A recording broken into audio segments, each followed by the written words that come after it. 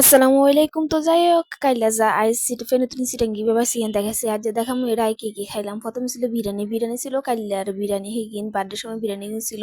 তো আল্লাহ রাখি দিছে আজ যেহেতু তখন ছিলাম না, তো কবুতরের মাংস, তারপরে টমেটো চাটনি, তারপর সালাদ, তারপর মূলার শাক, তারপরে বড় বড় কাতলা মাছ দিয়ে আর মাড্ডা আলু দিই। মাড্ডা আলু এটা আলু ইয়ান মানে চিনবো ইয়ান আন্ডা দেশের মানুষের চিনবো মাড্ডা আলু দিতে করছে।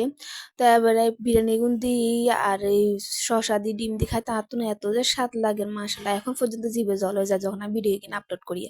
তো যাই হোক, এবার মাছ সাদা ভাতও আর দুয়া লইছি, শুধু বিরিয়ানি খাইছি যে, তো সাদা ভাতও দুয়া লইছি, ফার্স্ট ক্লাস স্বাদ হয়েছে। তারপরে আন্ডালে কেকও রাখি দিছে, তো কেকও খাইলাম, কেকটা মাশাআল্লাহ ফার্স্ট ক্লাস স্বাদ হয়েছে।